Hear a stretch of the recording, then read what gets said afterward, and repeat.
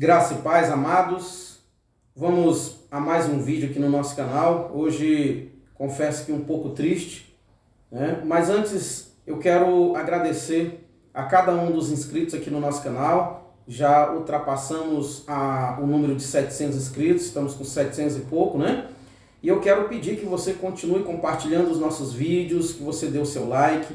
Nós temos projetos de entrar ao vivo, né? Para fazer oração, para estar com mais afinco aqui no canal. Porém, nós precisamos alcançar o número de 1000 inscritos para nós começarmos a fazer lives, né? Então eu peço a sua colaboração e a sua ajuda, tá certo? Bom, gente, eu quero contar aqui um testemunho, algo que fez parte da minha vida. Confesso que hoje assim um pouco triste, porque eu queria ter a participação da minha irmã, que foi uma pessoa que viveu comigo essa fase tão difícil da minha vida, mas infelizmente por conta, né, dessa pandemia, né, desse vírus que está aí, né, e nós não podemos nem dizer o nome, e infelizmente porque eu não tomei o chá, né, a minha irmã não aceitou gravar o vídeo comigo, né. E eu acho interessante que ela passou um ano, né, dentro de casa, sem receber ninguém. Depois que ela tomou o chá, ela se contaminou. A família, né, que foi a responsável por proibir a minha irmã de gravar o vídeo comigo, também adoeceram. E o interessante é que todos eles tomaram chá, né, e todos adoeceram. E para a glória do Senhor, né, eu e aqui as pessoas da minha casa, para a glória do Senhor, nós não contraímos, para a glória do Senhor, né, essa enfermidade. E aí a minha irmã, né, impôs que só gravaria comigo se eu tomasse o chá, né? Segundo ela, né, os filhos a proibiram e colocaram essa exigência. Irmãos, eu fico pensando, quando a marca da besta foi imposta no mundo, muitos cristãos vão aceitar facilmente, irmãos, facilmente, né? Se agora, por causa do chá, né, que a gente não tomou, a família já rejeita, a família já causa divisão, né? A família já impõe, inclusive, sanções, né? Retaliações. Imagine quando a marca da besta aparecer, né? Mas vamos lá. Bom, gente, esse testemunho, ele é o seguinte. Eu era pequeno ainda, né? Tinha mais ou menos uns 10 anos, e eu morava na casa do meu pai, fui passar um tempo, na verdade, desde quando a minha mãe morreu, eu morei um ano na casa do meu pai, né? E esse tempo foi um tempo muito triste, acredito eu, irmãos, que foi um dos tempos mais tristes assim da minha vida. Por quê?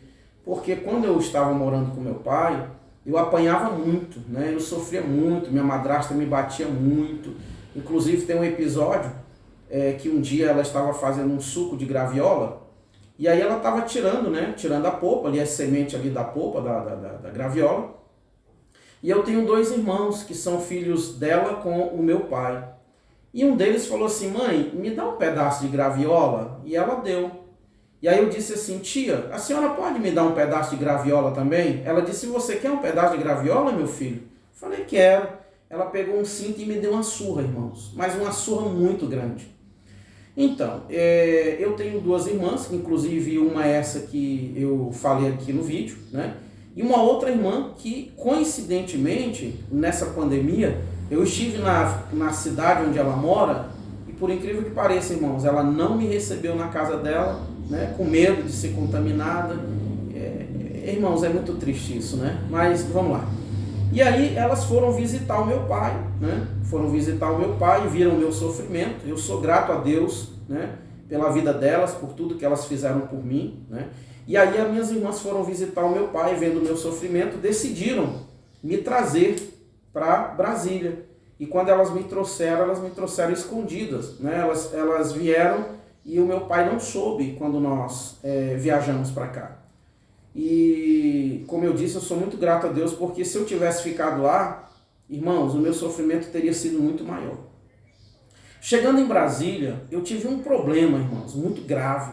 Eu passei um mês a minha irmã me disse que foram 30 dias. Eu achava que era 15, mas ela me disse que foram 30 dias.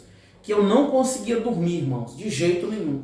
Todas as vezes que eu dormia, um demônio, né, me atormentava e era como se ele me arrastasse pelo meio da casa e eu ouvia a voz do meu pai que dizia assim: agora você volta, desgraçado, agora você vem. E isso foram 30 dias, irmãos. E durante esses 30 dias, nós procuramos a ajuda de padres, nós procuramos ajuda de todo mundo, menos de Jesus, né? Até porque nós não conhecíamos Jesus, né? Nós não tínhamos conhecimento, nós não fomos em nenhuma igreja evangélica. Então a minha irmã, como nós éramos católicos, né? Procuramos padres e, por incrível que pareça, você pode acreditar, existiram padres que aconselharam que eu fosse para o espiritismo, né? E aí a minha irmã me levou num centro espírita em Taguatinga, uma cidade satélite em Brasília. E quando chegamos lá, a pessoa que me atendeu, né, ela trabalhava com uma entidade, um espírito chamado Vovó Maria Conga.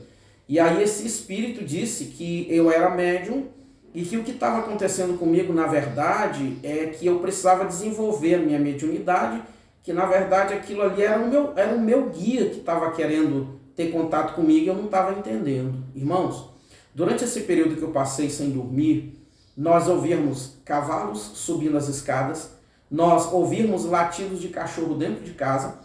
Irmãos, quando eu dormia, eu ficava possesso. E o meu cunhado, ele não acreditava, ele dizia para minha irmã que isso era coisa de criança. E ele então foi tentar me segurar em uma dessas vezes que aconteceu esse problema. E ele disse para minha irmã: agora eu acredito, porque a força é descomunal. E aí então a minha irmã me levou para um centro espírita. E, irmãos, mas só quem resolveu o problema foi Jesus, e você vai entender. E aí eu fiquei nesse centro espírita durante um tempo, inclusive eu conheci uma família muito especial que mora numa cidade satélite de Brasília, chamada Ceilândia, né? Uma região chamada Guariroba. Inclusive aqui eu quero citar o nome da Dona Helena e do seu Luiz, que me acolheram, né? Cuidaram de mim. Foi um tempo muito difícil da minha vida. Por quê? Porque as minhas irmãs me deixaram internado nesse centro espírita e as minhas irmãs não podiam estar comigo. Por quê? Porque elas tinham suas famílias, né? A minha irmã tinha a família dela, tinha 3 filhos, a outra minha irmã tinha um trabalho e não podia estar me acompanhando. Então eu fiquei sozinho lá nesse lugar. Foi quando eu conheci Dona Helena e seu Luiz, pessoas que eu sou muito grato, né, a Deus pela vida deles. Inclusive eles me consideram como filho, né? Eles me consideram como filho. E é uma família maravilhosa. E aí, irmãos, eu passei esse tempo, né, dentro do centro espírita e tudo, irmão, e o que eu acho interessante é que todas as imagens, todos os santos que nós conhecemos na Igreja Católica, eu os conheci dentro do centro espírita, mas com outro nome, outros nomes, como por exemplo, São Jorge, Ogum, né? São Francisco de Assis, lá nesse lugar onde eu fiquei internado, lá eles chamam ele de Seta Branca. E eu fiquei muito confuso. Eu fiquei muito confuso porque eu não conseguia entender, né, que a igreja a qual eu havia nascido e havia me batizado, eu não conseguia, né, ser liberto daquele mal. E então eu passei um tempo nesse centro espírita, mas sempre eu tive pesadelos. E para eu não ter esse tipo de problema, eu tinha que ficar frequentando lá, né? E eu lembro que eu ia toda sexta-feira para lá, né? Era uma cidade satélite aqui em Brasília, uma cidade satélite chamada Planaltina. E aí, irmãos, a minha libertação de tudo isso, ela aconteceu em 1994. Por quê? Porque em 1991, eu disputei um último campeonato de futebol de salão, porque eu jogava futebol, né, na seleção de cegos. E quando eu cheguei em Brasília, eu escutei uma voz, e eu acredito que essa voz era a voz do Espírito Santo, que me mandava embora de Brasília e ir para um lugar muito distante. E quando eu fiquei pensando, mas para onde eu vou? Eu ouvi essa voz dizer: vá para o Pará. E eu voltei então para o Pará, para a casa do meu pai. Quando eu cheguei lá, que meu pai soube que eu era espírita, ele me recebeu muito bem. Porque o meu pai sempre, irmão, sempre meu pai teve essa inclinação. Ele sempre trabalhou com isso. Inclusive, tem uma história que eu acho até triste, de quando o meu avô estava para morrer, um macumbeiro falou para o meu pai o seguinte: olha, o dinheiro que você tem para cuidar do seu pai, que você tem para levar ele para o hospital, não leve não, prepare o enterro dele. Irmãos, pelo amor de Deus, se eu estou com o meu pai doente, né, eu tenho dinheiro para cuidar do meu pai, eu vou ouvir um conselho desse, irmão? Eu vou cuidar do meu pai, eu vou gastar o dinheiro, eu vou levar, procurar médico, vou procurar recurso, mas aí o meu pai deu ouvidos ao macumbeiro, meu avô morreu, né? Quando a minha mãe era viva, e eu era muito pequeno, mas eu me lembro disso, uma vez a minha mãe adoeceu, meu pai levou um macumbeiro, né, para curar a minha mãe. Então, assim, meu pai sempre teve histórico de envolvimento com essas coisas. Meu pai era um homem de muita condição, um homem que tinha uma condição financeira boa. Só para vocês terem ideia, ele vendeu tudo que tinha e gastou tudo com macumba, irmãos. Eu conheci, inclusive, a pessoa que ganhou o dinheiro dele, e eu ouvi essa pessoa zombando dele, dizendo: eu ganhei todo o dinheiro, né, que o seu pai tinha fazendo feitiçaria para ele. Então, irmãos, em 1994, eu conheci o irmão João Batista. Eu estava no sítio do meu pai, na verdade era uma fazenda, né? E aí, nesse dia, o irmão João Batista, um irmão que congregava na Igreja da Paz, que foi a igreja que eu aceitei a Cristo, que eu conheci, que eu nasci para Jesus, foi na Igreja da Paz, lá no Pará, uma igreja enorme lá no Pará. Inclusive, eu sou muito grato, né, a irmã Rebeca, que é uma das líderes da igreja, que me ajudou muito quando eu me converti. Então, irmãos, quando eu me converti, aí eu conheci o João Batista, né? Ele foi passar um final de semana na fazenda do meu pai. Na verdade, ele estava trabalhando, né? Ele trabalhava na antiga Sucam, que era combate ao mosquito da malária. E nesse dia, eu fiquei possesso durante 3 horas da manhã, das 3 às 6 da manhã. João Batista orou por mim, né? E quando ele orou por mim, que eu aceitei Jesus, irmãos, eu senti sair dos meus ombros, literalmente, um peso. E a partir daquele dia, nunca mais eu tive aquele problema. Só que aí vieram outros problemas. Eu aceitei a Cristo, né? Só que o meu pai, como ele era muito católico e envolvido com feitiçaria também, ele disse para mim: crente aqui na minha casa eu não quero, né? Irmãos, para vocês terem ideia quanto o diabo se levantou contra mim, eu vou contar uma coisa que aconteceu nesse período. Meu pai, ele teve uma colheita de abóboras, ele colheu muitas abóboras, acho que mais de 2.000 abóboras. E ele tinha um amigo, aliás, um compadre, né? Compadre, que ele era católico, chamado Domingos, inclusive ele já faleceu. E o seu Domingos chegou comigo e falou assim: Regi, eu tô vendo aqui um monte de abóboras aqui, será que eu posso pegar uma? Depois você avisa o compadre. Que eu peguei, eu falei: tá bom, seu Domingos, pode pegar. E ele pegou uma abóbora, irmãos. Quando meu pai chegou, que eu contei para ele, meu pai ficou tão furioso, irmãos, tão furioso, que ele quis me espancar. Nesse dia eu dormi na beira do rio Amazonas, para vocês terem ideia. Na verdade não é bem o rio Amazonas, é o rio Tapajós, é um dos rios mais famosos do Pará. Você pesquisar e você vai ver. Eu dormi na beira do rio Tapajós e eu dormi como? O pessoal que trabalhava lá, que estava no combate à malária, eles estavam com um carregamento de veneno chamado DDT. Então eu vou tentar explicar para os irmãos como foi que eu dormi. Então eles fizeram assim, uma coluna, né? Vamos colocar aqui. Aí eles colocaram aqui uma pilha de veneno, né? Uma pilha desse lado, uma pilha desse outro, e aqui ficou o vagão. E eles cobriram isso aqui tudo com plástico. E nessa noite eu dormi dentro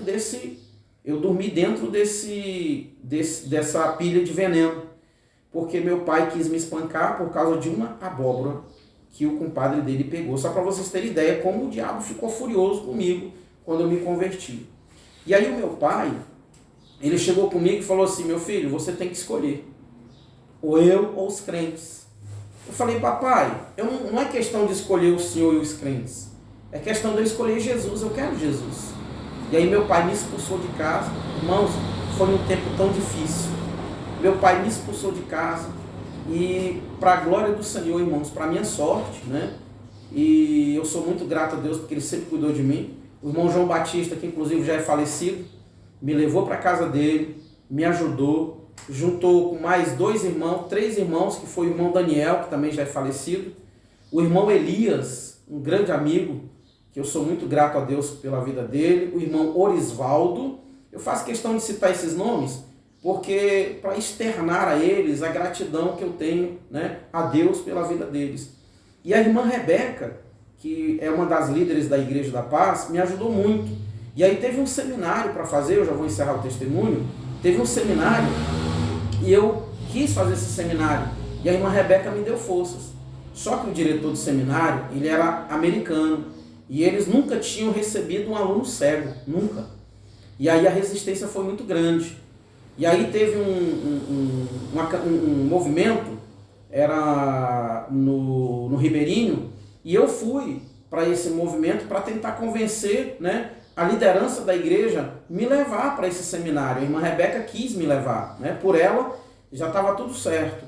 E aí, irmãos, quando eu estava lá, eu ouvi uma das professoras que davam aula nesse seminário que disse assim: é essa criatura que quer ir para o seminário? Como é que essa criatura vai aprender alguma coisa lá, irmãos? Aquilo ali me deixou tão triste, irmãos. Mas resumindo, a irmã Rebeca conseguiu convencer o diretor, eu fui. E um dia, devido às dificuldades que eu enfrentei no seminário, porque eu não tinha apostilas em braille, eu fazia prova assim. Eu ouvia, aí eu escrevia, né? Eu escrevia tudo em braille. Eu tinha um gravador que eu gravava tudo.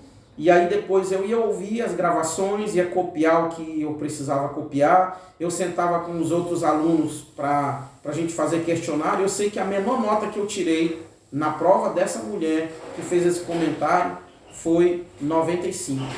E aí ela chegou e me pediu perdão, né? Ela me pediu perdão por ela ter me subestimado. Irmãos, só que quando eu terminei esse seminário, um dos pastores, que era um dos líderes da igreja, ele me chamou e me fez, né, uma condição. Ele falou assim: vem cá, é verdade que você quer ser obreiro? Eu falei: é. E é verdade que você um dia pensa ser pastor? Eu falei: é. Ele falou assim: então tá bom, eu vou colocar aqui uma condição para você. Se você quiser ser obreiro, se você quiser ser pastor, você nunca vai poder casar. Eu falei: por quê? Ele disse: porque a igreja não vai poder sustentar você e a sua família. Ali, irmãos, ele enterrou o meu sonho. Ali, né, eu desisti e naquele mesmo ano eu recebi um convite para ser político. Eu entrei na política e foi a pior decisão da minha vida, porque não era um projeto meu e nem era um projeto de Deus, né?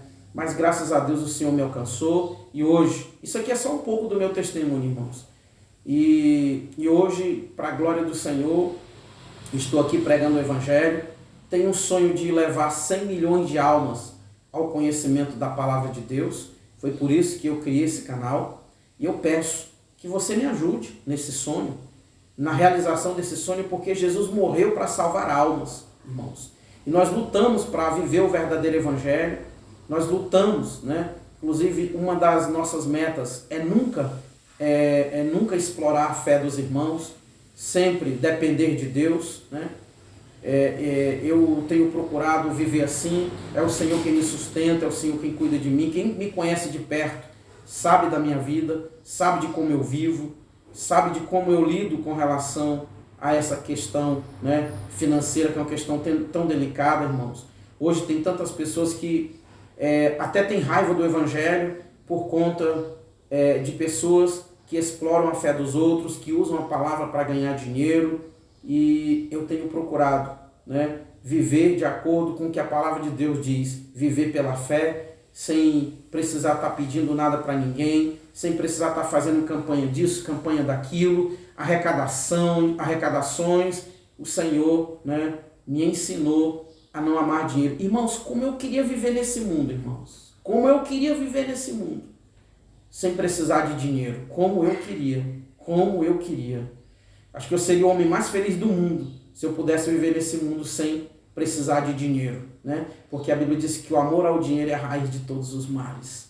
Não é o dinheiro em si, mas é o amor ao dinheiro, é a raiz de todos os males. Queridos, essa é apenas uma pequena parte da minha vida, que eu queria, né, ter a participação da minha irmã para confirmar, né? Até porque ela viveu comigo esse período, né?